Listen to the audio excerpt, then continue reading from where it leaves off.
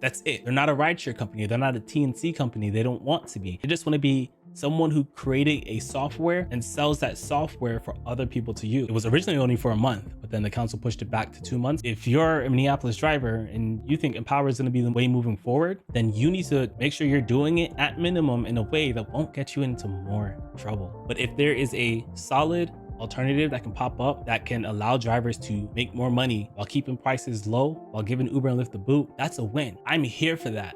I don't think that's what will happen, and I want to be wrong. Empower is a peer-to-peer alternative to Uber and Lyft, where drivers set their own rates, get 100% of the fare, and are paid directly in-app by riders. The only way that this is legal is if the driver has their private license and private insurance. This doesn't cover you for that. What Uber and Lyft are doing, which is what apparently costs a lot of money, is that they are providing a level of commercial insurance to us, and Empower doesn't do that.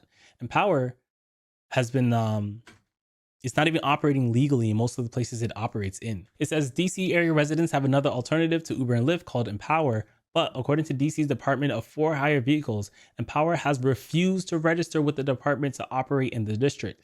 DFHV issued a cease and desist letter in November 2020, which Empower appealed and told drivers for Empower that they would be subject to DFHV enforcement, including vehicle impoundment. So we have a company that's operating illegally. They're even warning their drivers that, hey, you can get impounded if you're caught using this. Like, this is not a company that I would want to like bet my finances on, you know? Like, it's cool that Lyft's departure is getting other rideshare companies more interested in the market, but I don't see Empower going there legally. I don't see them aligning themselves with all of the requirements that Minnesota wants from them, because they're not even doing it in the current cities that they operate in. So will it be there? Sure, it may, it might.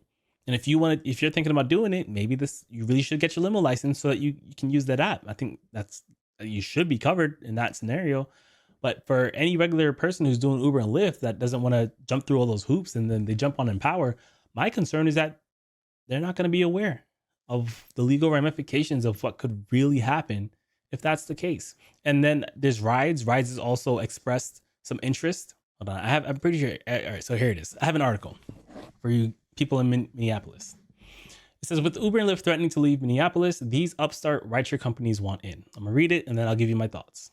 As Uber and Lyft threaten to leave Minneapolis over a new ordinance that would increase driver pay, a handful of upstart rideshare companies are considering moves into the city.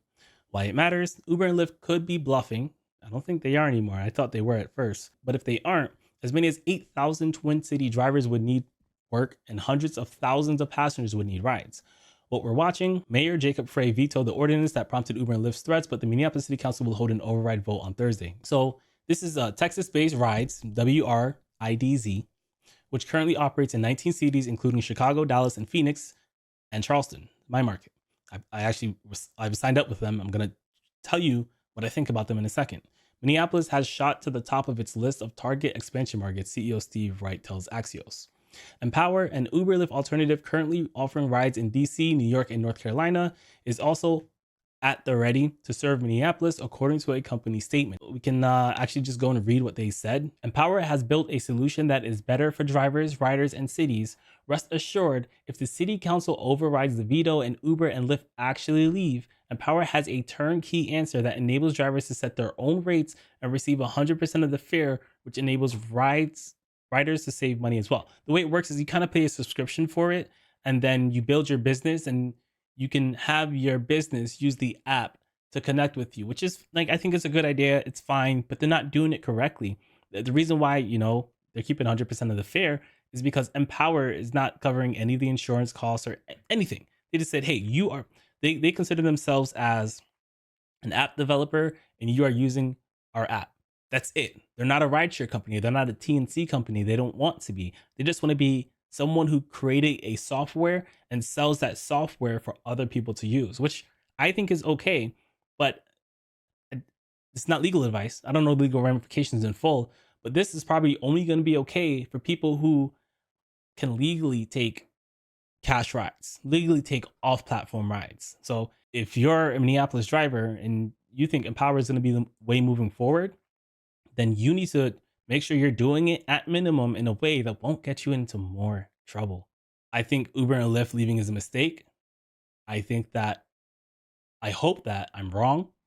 And I hope that a better contender appears because of this, because it would set a standard for everything long term. So for those of you who have been watching since the beginning, someone said they think that in the long term, this is a good move. In the short term, it's a bad. And I still agree with that. But if there is a solid alternative that can pop up that can allow drivers to make more money while keeping prices low, while giving Uber and Lyft the boot, that's a win. I'm here for that. I don't think that's what will happen. And I want to be wrong. Because as we have shared with local decision makers, we have complete confidence that there will be no disruption in access to ride-hail services should Uber and Lyft leave Minneapolis. That's a powerful statement, real powerful statement. So it's going to be interesting to see who's really going to come in and fill that gap. There's the Pick app, a small Minneapolis-based startup, which has preliminary conversations with city officials about getting licensed. Again, for those of you who are just jumping in, I'm extremely disappointed that the city council passed this ordinance. They chose when to vote, and they passed this ordinance without having a backup ready to go. That is problematic for me. You're playing with people's incomes.